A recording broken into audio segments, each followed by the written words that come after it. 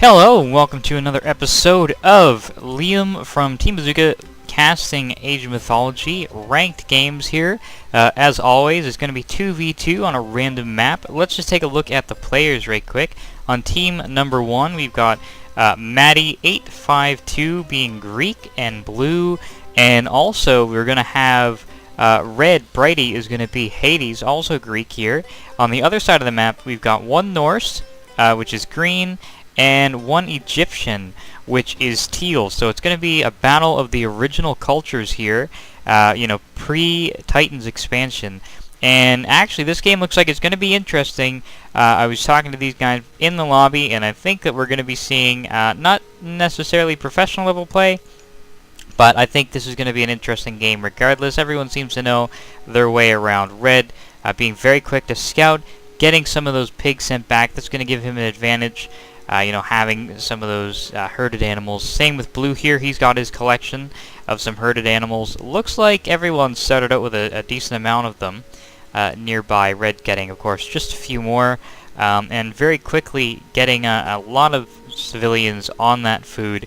Rushing right for the food, not bothering with the gold. Strategy you see more and more often as you start to play this competitively. Again, you're not seeing any attention being put on the other resources just yet. Everyone trying to get that food production up right away.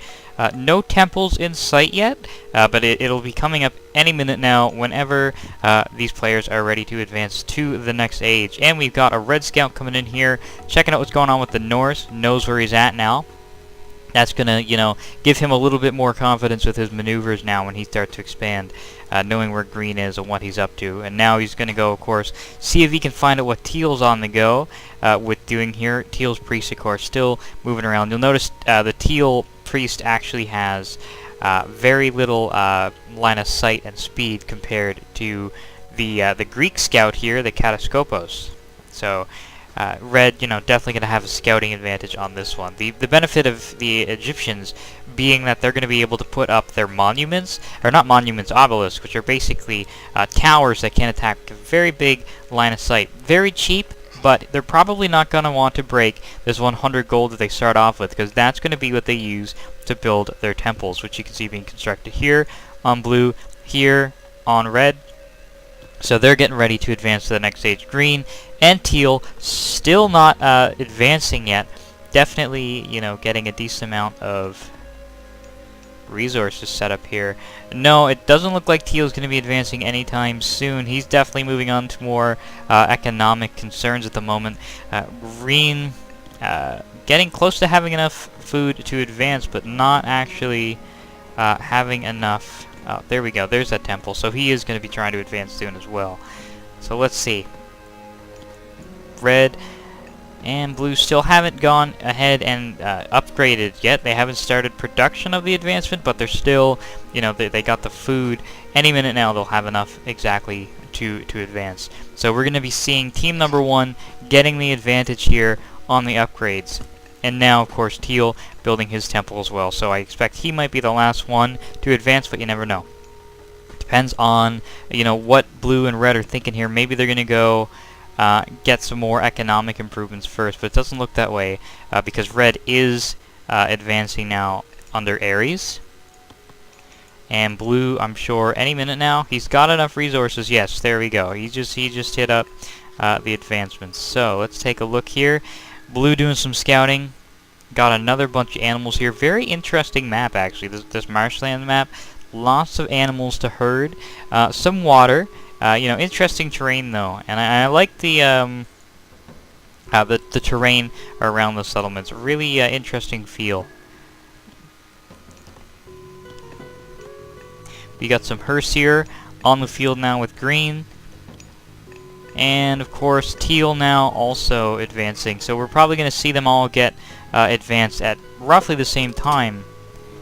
Red, of course, being first. And now red's going to have access to the pestilence power, which you can see up here. And the pestilence power is going to give him the ability to prevent certain buildings from advancing.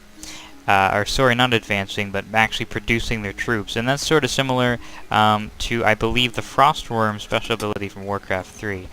And now we have green and blue, and shortly behind them you're going to be seeing, any second now, teal. So everyone's hitting the classical age at about the same time here.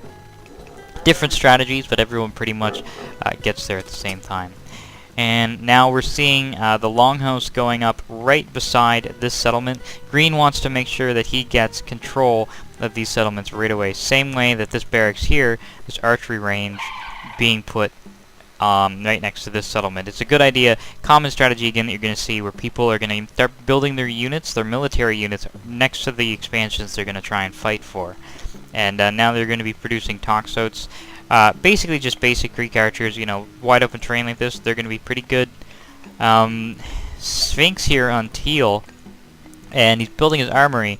No sign yet of a longhouse, or not a longhouse, just a barracks for teal.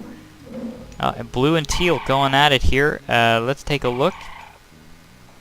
Are these two sphinxes? Oh, it looks like he's going to try and micro this sphinx down. Is he going to be able to do that, though? Doesn't look like it. Doesn't look like it. One sphinx versus two centaurs. This is not going to be a good battle for blue, except that he just bolted the pharaoh, and now they're down a pharaoh. That's not really going to do much, though, because that pharaoh is going to be back any minute now. They respawn automatically. You don't need to pay for that, so that's not going to make a big difference. He was just giving a 15% speed increase to the generation here. Oh, and we got this battle going on here. Like I said, Pestilence is really useful because that's actually blocking production of units from these buildings, and they're not going to be able to send reinforcements here. That Centaur and those archers going to be doing a lot of damage to those Herseer. Yep, no. With the Norse player, very expensive military units, they don't want to be taking losses right now. Not being able to reinforce here for a few more minutes. What time frame are we looking at here? 10 more seconds about. They're going to get some damage off. Probably going to destroy that longhouse, but if he gets another longhouse up, these two should be enough to build the army that they're going to use. Yeah, see, they were already queued up. Of course, that Cyclops has to be careful because those Herseer, very efficient units at taking out myth units. But Red is not slowing down producing his army either. Those Toxotes going to do a lot of damage to those Herseer once they're coming up here. As you can see, Toxotes good against infantry. That's not what you want to see. So if they can get through that Cyclops, you know, melee on archers, gonna win. But they got to be careful not to get distracted by the tank while that's going on. Now Teal is advancing. He's got some Sphinxes here. Obviously the Sphinxes were doing pretty good there, as you've seen that one Sphinx took out those two Centaurs. But Blue here building these barracks up, stables and archery ranges next to this settlement. Teal coming over, gonna see that. Teal's probably gonna change his strategy now to come around and deal with that. Or he's gonna kill all of these peasants with his Sphinxes. God knows what he's doing with those Sphinxes. Meanwhile, it looks like a Red is still going through all these green buildings here, not slowing down at all. Green not phased though. Green's building up his army, biding his time. Once he gets the chance, once he's ready, of course, once Red's right where he wants him, he's going to go ahead, take him out. And the Sphinxes are actually coming over here either scouting or they're going to help him out from behind, start distracting him. I guess Blue is probably not a priority right now to him, which might be a mistake on his part because you don't want to let this start pumping out armies. And now we just got the God Power evoked with the Ancients. Oh, he's going to try and go right for his main settlement with the Ancients. Wow, this is I've not seen this so far. This is interesting.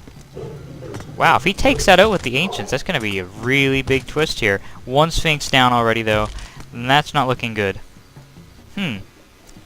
Red doesn't seem to know what to do about this. He's stopped dead in his tracks, thinking about how this is going to work. And, you know, there's still 30 seconds on those Ancients, so they're going to go ahead and actually get finished up with that that town center there. That's gonna be a loss. Things are not looking good for Red. Red pulling his army back now. Green is going to be able to counterattack this.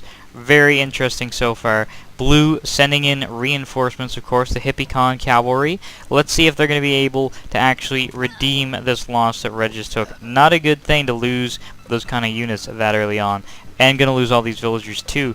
You know, these are 50 food each. That's a lot. You're looking at 500 food maybe right there that they're going to lose by losing those units. Not a good situation to be in. Very interesting play though. And of course now Green is pushing from the other front now.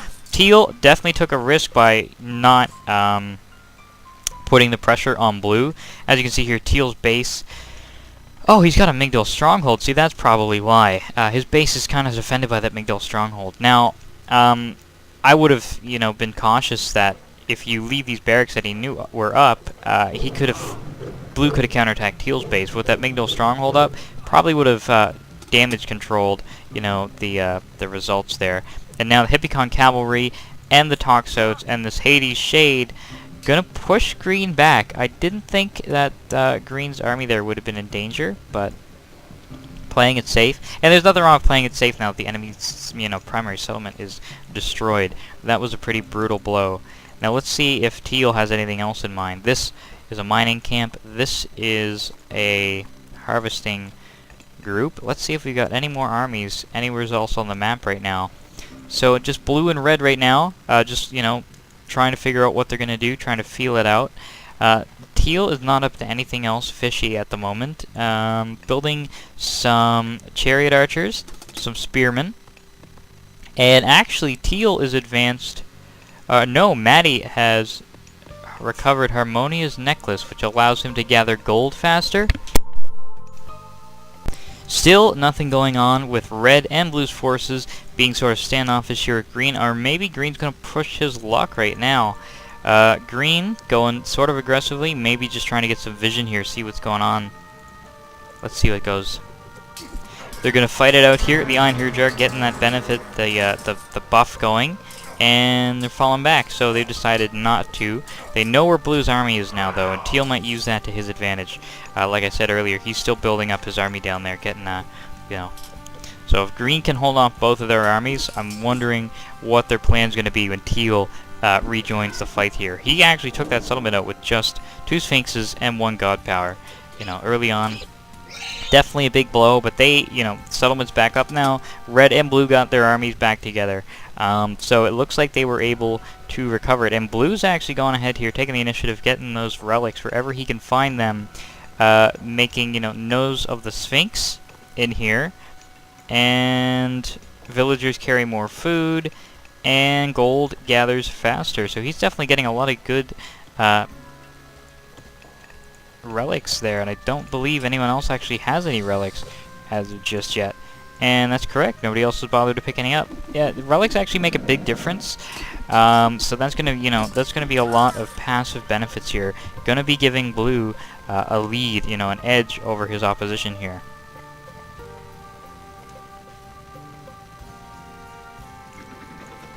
Yeah, no, that's quite a sizable army. Green wisely investing in some towers to give him, you know, an edge if these guys push.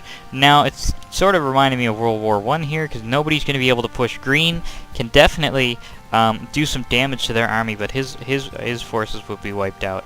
And, you know, 2-on-1 right now, which is what it's sort of looking like, he wouldn't want to do that, because if Red could feasibly push him after he loses his army. But having these watchtowers up, they're not going to be able to actually defeat him either. So it's interesting to see here. It's going to be particularly interesting when Teal decides to move. Oh, it looks like he's going now. Let's see. Is he going to attack blue or is he going to attack red? Probably going to send reinforcements to his teammate here. This priest here did some good reconnaissance. Knows where his forces are coming from. I'd be surprised if Teal didn't try to take this out. But again, these guys are actually working together a lot. Like I said, this is going to be an interesting game. And so far, I haven't been wrong. They are doing a lot to work together here, as you can see. Blue and red. And of course, Teal's flank here, which took out the settlement. And now they're building walls. Usually you don't see walls being built in multiplayer games, but to protect himself from getting flanked like that, not a bad idea at all.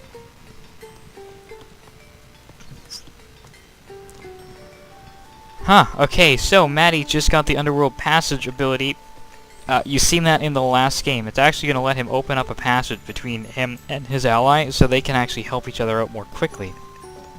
Not only that, but he got the Scales of the Catoblepus. I don't know how to pronounce that at all, but myth units, more resistance, other myth units. He's getting a lot of really big benefits here. If he gets a couple more myth units on the field, you know, they're going to be more effective now, especially since you're seeing the trolls and the Ein Hurjar in his army. Again, Herseer, still really good at taking out myth units though, so he's got to be careful how he uses them, if he does invest in any.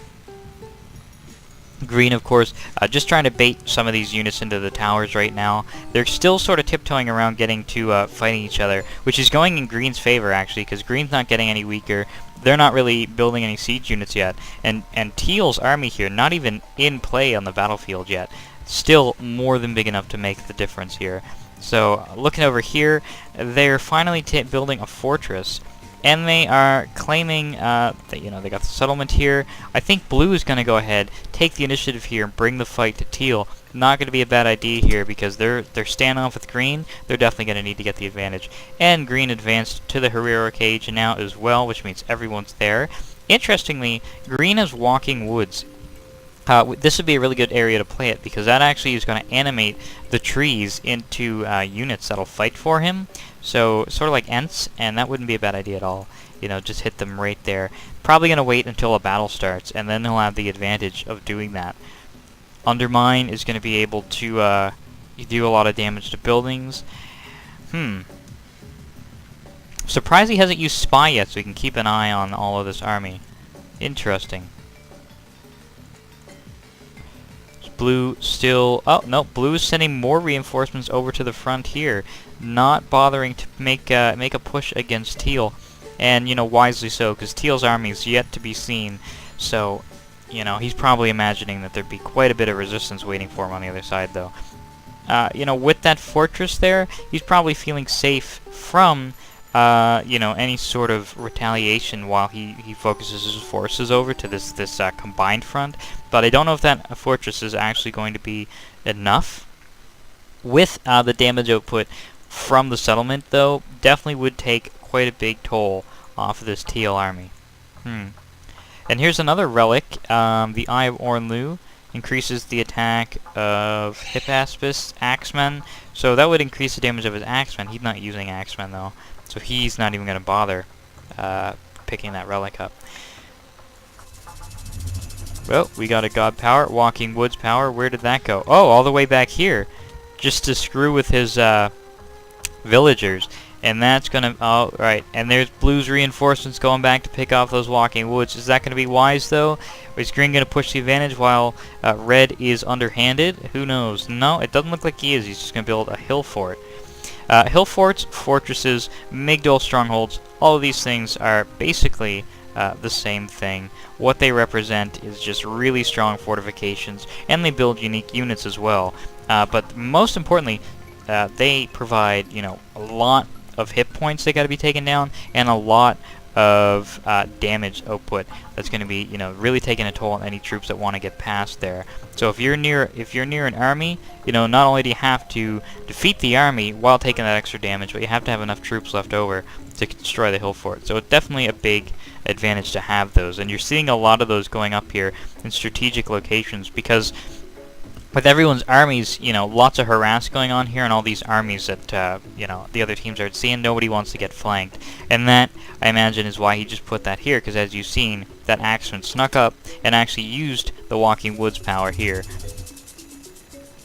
Oh, Fimbulwinter. That's not good. What Fimbulwinter's actually going to do is going to spawn a lot of wolves around everyone's town centers now, and that's going to actually kill quite a few villagers if they don't get in there quick enough. Look, oh yeah, absolutely. No, they retreated quick enough.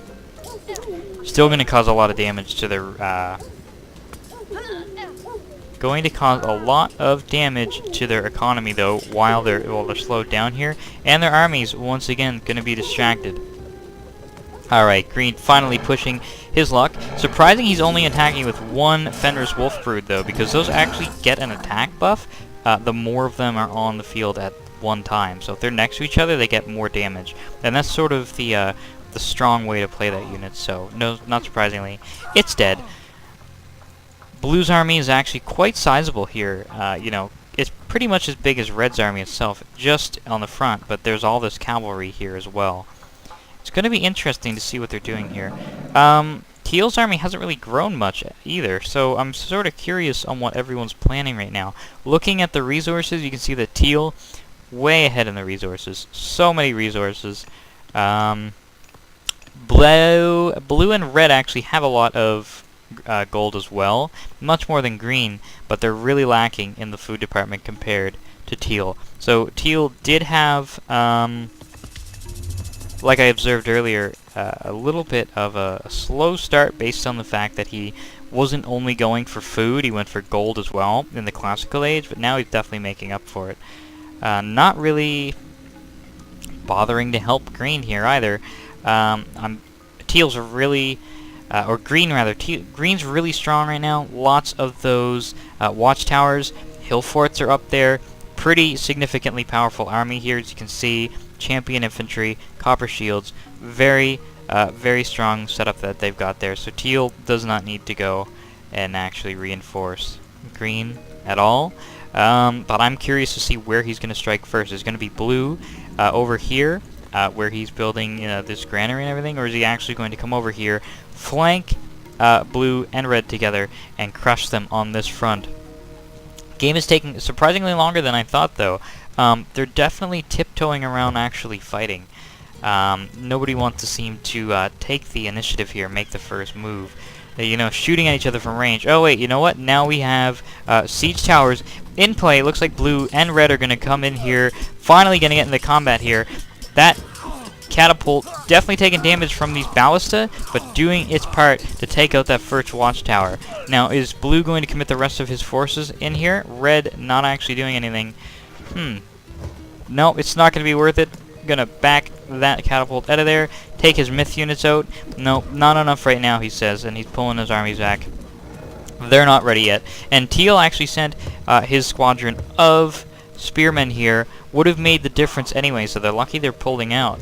But those siege towers, not siege towers, just siege weaponry in general, the catapults, gonna make a big difference. Nope, teal wants to go in by the looks of it. Teal's ready for a fight. Alright, here we go. Blue committing half of his forces. Teal right in the front lines here. Red doing a lot of damage with these throwing axemen as well. There goes the centaur. How long is that manticore going to last? Not very long by the looks of it. Green's Herseer really just chewing through over here. Not going to stand a chance against Heracles, though. Heracles, if you will. Alright, so green pulling out. Blue and red pulling out. Teal's last remaining spearmen not going to make it out of there. So Teal definitely initiated that fight, but, his army paid the price for it. It doesn't look like it's made any difference over here. Red, blue, and green's armies still pretty much the same size they were before. Not a lot of progress made here. This settlement, I'm not feeling like it's going to be getting settled anytime soon. Of course, oh, and look, this here, all of these elephants, that's going to be making a big difference. And teal has the meteor power now. That is going to do a lot of damage. Phoenixes, pretty decent units, kind of slow, but they do a good amount of damage output, and they can actually respawn indefinitely, assuming that once they're killed, the egg that appears isn't damaged. So that's going to be, a big advantage now that he's in the mythical age. And so is his teammate. The only person who's not so far is Red. Being right on the front line here, I don't blame him. And Matty here having the plenty. Where did he put that plenty at? Is he hiding it back here? No, he's not. Where is it? Maybe he gave it to his teammate. Because I can see that he used it. Basically what the plenty is it's an infinite source of resources. Whoever controls it gets a bunch of resources. Oh, there it is. Yeah, so whoever controls that... Oh, wait, don't tell me. Did he just use meteor on just this mining operation? Wow, well, those meteors are going to do a lot of damage to those villagers. But they could have done a lot more damage to actually destroy this army right here and all of those military barracks. Kind of a squandered meteor, if you ask me, but... slowing down their economy is also going to be beneficial to green and teal. So we're just going to see how they take advantage of that now that all of this woods is gone. And they're just going to go over here, build another one by the looks of it. Oh, and it looks like Red actually has access to his own plenty now. So he should definitely put that down first chance he gets, because the sooner he starts getting in those extra resources, the better. He needs that advantage here. The green army that's over here is definitely not messing around. Got a little bit of harass going on here, and the ballistas are starting to whittle down at Red's forces. So blue and red gonna need to be making a move here anytime They don't want to lose these barracks and start getting pushed back. If green takes this settlement, not going to be good for blue and red. Team 1 really need to hold on to this, but the no man's land might just be a little too much. Their forces are going in here one at a time and getting ripped to shreds by green's army. The Herseer, of course, making quick work of any myth units. Sending in this one Herseer, Throst Cloud Friend. Not even bothered by all those arrows. Well, he did, so he was a little bothered. But he was trying to take out that Centaur. And they're going to make another mad rush to take out these ballista. I'm pretty sure that this is actually just bait. You're using this ballista to lure out their armies, and they're going to kill their armies. You can kind of tell how tiptoe they are here. They're very non-committal about this fight. Blue and red going back and forth, taking casualties because of it. Not really willing to go in here. Not having the siege units that are going to be necessary either to push back on here. These ballista, you know, damaging these buildings over here. But Team 1's ballistas and catapults are nowhere to be found. Except, oh, we've got these Gastrophetes, and they're good against buildings too, and infantry, of course, so they might be able to make the difference, but they're really going to need to push here, get these towers out of the way, get these units out of the way. Meanwhile, this army over here, still building. Those war elephants, going to take a lot of damage, going to put a lot of damage out there, and these chariots, of course, very quick, going to be able to flank, going to be able to put a lot of range damage out there as well. So, blue and red really going to need to be focusing here on taking out this settlement before teal's forces attacks either red or blue, making the difference here. And here they come. Let's see what they can do. Can they do the damage? Are they going to let themselves get slowed down on these peasants? Probably going to kill the peasants first or go right for the fortress. Let's see. Yeah, sure enough, going to bypass these gatherers, go right for the fortress. Phoenix isn't bothered by these arrows yet again. Starting the attack here, not going to do a lot of damage against these buildings, but Bellerophon. Oh, this fortress building up some heroes here. Not going to be done in time, though, not even close. The elephants just ripping through that fortress, not even bothered, going right in for the settlement. Everyone moving their forces through the underworld passage. Green pushing the advantage on the other side of the river, not even going to slow down here, going right for their fortress. This is not looking good for team number 1, losing that settlement, and of course the elephants and the chariots not even taking damage here. This looks to be the entire Team 1 army here, and it's going to do its damage, definitely taking out those elephants one at a time, but these chariots are taking their toll too, you know, really ripping into that Greek army here. And the Norse coming straight down the middle here. Oh, they're coming back over. They're splitting their army in half. It's not going to be enough. Half of their army cannot beat the Greeks and half, or the Egyptians. The other half is not going to beat the Norse. Here we go. Oh, the Hippaspis actually doing some damage up here against these chariots. But the elephants, of course, wreaking havoc on the flanking troops. Here we go. Blues with his flank here with the Hippaspis and Hercules really doing a lot of damage over here. Meanwhile, Green's forces really getting bogged down on these archers. Looks like Team 1 still in the game for now. Doing a lot of damage here with those Gastrophetes. It's going to be a close fight, though. It's not over yet. And you can actually see there's these sentinels here doing their part, taking some damage off of these Herseer here. Herseer, again, going to rip right through those sentinels as they are myth units. Alright, Blue, are you going to push or are you going to go through the underworld passage? Blue is going to need to reinforce his friends soon. That's actually a big enough army, more than enough to make the difference. They got some more elephants coming up over here, but I'm feeling like Teal's probably going to build his army all the way back up again before he tries.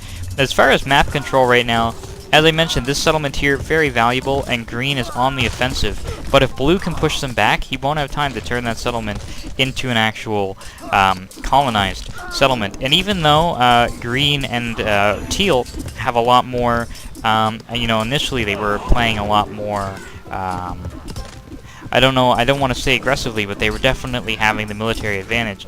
Map control is pretty much even here. Uncontested gathering going on with the gold mines in the middle, but that's pretty much it. Everyone's pretty much sharing the same amount of space. And we've got Blue here pushing Green back. Green doesn't want to take any more casualties, of course. Cutting his losses and getting out of here. This giant did not get the memo. He's going to finish off this archery range before he leaves. Got another hill fort coming up here, just to add to the defensiveness, not bothering to take that settlement wisely, as they've already been pushed back. And here comes the second attack from Teal. One Colossus alone, not going to be able to stop that army, and that fortress is not going to get slowed down one bit by those elephants. Or rather, the elephant's not going to be slowed down by the fortress. Alright, so Blue's army going to have to jump back again. Well, there they go, coming through. Oh crap, not looking like there's a lot of them now, but their Colossus are silver. So they are upgraded here, and you can see they're taking a lot of damage. Look at that Colossus go. That Colossus is not actually doing very much to that elephant. Not very much at all. What is this elephant going to be weak to? This is countered with infantry, cavalry, and podromos. So I guess they sort of just count as regular cavalry. So regular cavalry counter is going to work here fine. No problem. Blue, you know, again, lost the settlement, but going to push back this army. Green has been pushed back. Oh, wait, no. Red doesn't really have anything to defend himself with here, so Green's coming back, going to exploit that opening. Only a few of these Gastrophetes going to be able to oppose them and slow them down. Meanwhile, the battle rages on over here. Let's just take a quick second to look at the resources here. Teal definitely has way less resources than Red, actually. Red can actually win this resource-wise against Green. As you can see, Green is lacking the other resources, but Green's going to kill him before he has time to build up an army with those resources, by the looks of it. Then, on the other side, Teal has way less resources than Blue does as well. You can see this with the food, the lumber, the gold compared between the two of them. And that's because the Egyptian units that he's building right now, namely the elephants, are a lot more expensive. So him failing on that front to actually take them out that way, with those two elephant attacks, that's going to hurt him for the resources. And you can see that here, down all the way down to 400 food. And Blue is down to about 600 now, but that's because he is investing in a lot of soldiers. Probably going to be investing in a lot of houses soon, too, unless he's already at the population cap. I'm not sure how. Let's take a look here. Where is his houses? Yeah. He's already got all of his houses. So that's not good, because you can see here, locked on 99, he's at his population limit. This is a very interesting game, just as I expected. Very back and forth, and Team 1, you know, definitely having, you know, feeling the pressure there, but having, you know, no trouble beating back the attacking armies, and already they are ready to come back. And you can see here, Pelthists, you can see the Gastrophetes, they are ready to go in here, counter what Green has. Oh, where's Green's army? Green used to have a huge army. Where'd it go? I'm actually thinking that if they had a little bit more siege support here, they'd be able to go right through these hill forts. You know, having the numerical advantage isn't going to be the only factor here, though. With those watchtowers up, those hill forts up, that's going to cause some trouble here. Going to slow them down. Let's see. No. The Ballista still doing their damage. Where is Team 1's siege units? Oh, and the elephants, of course, coming up again now to do their damage. And Bellerophon is a very good unit. He is able to do a lot of damage against this myth unit here, too, because, again, myth units are very weak to heroes. So, what's he doing? He's focusing on those villagers. Meanwhile, Team number 1 is pushing, and it looks like they took out 1 or 2. Wow. Okay, so we're down quite a few now. These Gastrophetes doing a lot more damage than I expected them to do. Look at that. Just ripping through the defenses here. Green's army, of course, just not big enough to hold them off. Look at these Toxotes. Taking out the hill forts soon, and once those hill forts go down, Green is going to be taking a lot of damage from those Toxotes once they turn around. Teal sending reinforcements. Is it going to be enough? Is it going to be enough to stop them here? We can see Red is all bunched up here in the middle, and Green is desperately trying to get in there to take out those archers, those siege archers, but the damage output right now really high still, so I'm not sure if they're going to be able to do that. Toxotes doing what they can to slow down these elephants, but those elephants are going to do their damage for sure too, because again, Toxotes good against infantry, not meant to be played against cavalry, especially not this kind of heavy cavalry. So blue sending in the heroes now, and red actually survived long enough. Its siege archers are back up. Teal's army here gonna make the difference on the flank, but is the center still going to be strong enough to hold out? These hip asphists here are good against infantry still, so not seeing a lot of archers, not a lot of counters to cavalry here. I'm seeing these peltists, they're against archers, so not seeing a lot of cavalry counters here, but the sheer damage output is going to be enough to slow down these elephants in their tracks. No problem whatsoever. And Perseus did his damage to the chariots too. So let's see whether or not they're actually going to push their advantage. And now there's some elephants looking for vengeance going into Blue's base. But they're taking their damage off of these watchtowers also. Hopefully Blue is not going to redirect his entire army to deal with that though. Red has the advantage here. Oh shoot, well Red is actually going to get hit by these chariots now.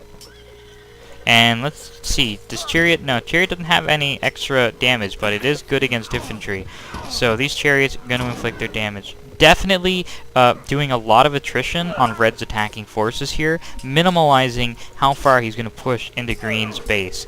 While Blue is going to be redirecting his forces to make sure that nothing actually kills his settlement, and he was able to defend that. So let's see here. Going to regroup his forces maybe and send them back through the portal, or is he going to play defensively? I wouldn't be surprised if he suspects that he's going to be getting attacked by those camels that you can see right there.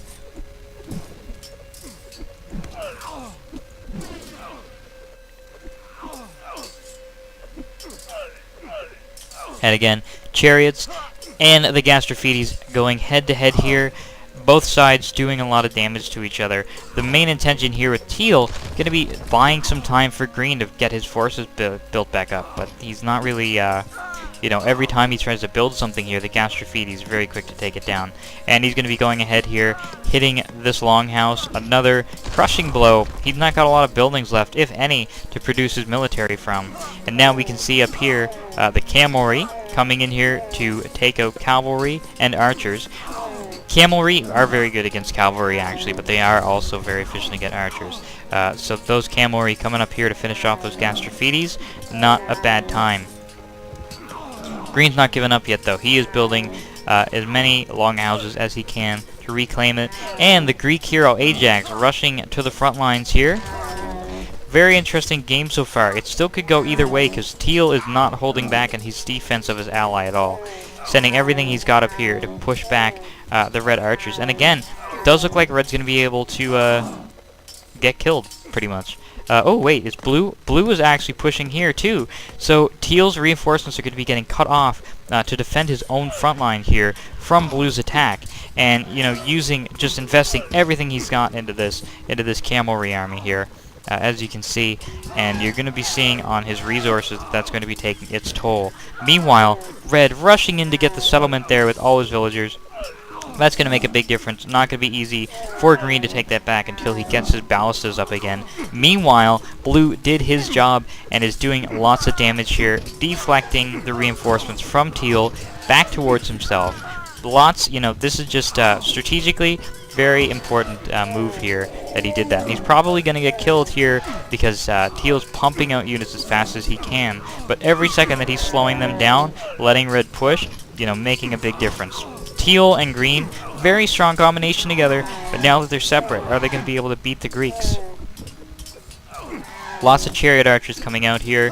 Oh, it's a close one. You know, lots of damage going on here. Very heavy attrition against Blue. Although Blue already having another big army built. You see the problem here now, team number 1 very low on food again. Team number 2, you know, very carefully seems to have been able to maintain their food supplies, and that's going to let them build a lot more troops. You know, human infantry usually rely on food as one of the resources to construct them with.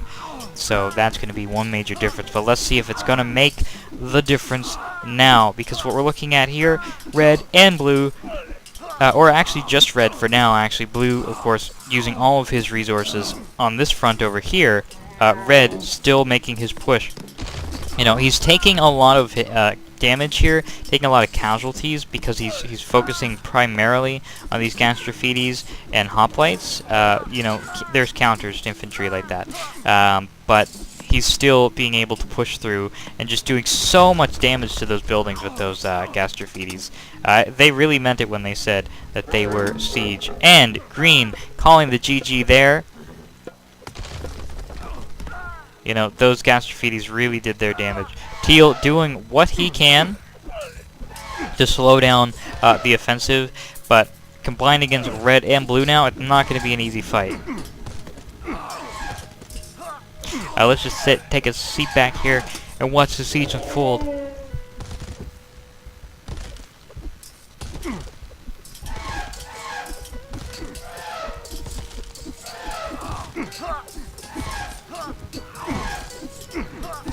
Of course, red reinforcements being streamed in here now. The shades, the hippaspists, the hoplites, gas graffiti's. The damage is going to be done here by these gas graffiti's is just incalculable. Look at them just going to rip that settlement down here. You know, teal is going to be getting pushed back really fast now. Green, very condensed fortress-like construction there with all those hill forts, those walls, those watchtowers. But being spaced out like this, red's going to have a really easy time destroying these watchtowers, these fortresses, these settlements. And it looks like he might be focusing the settlements instead of actually taking out these watchtowers.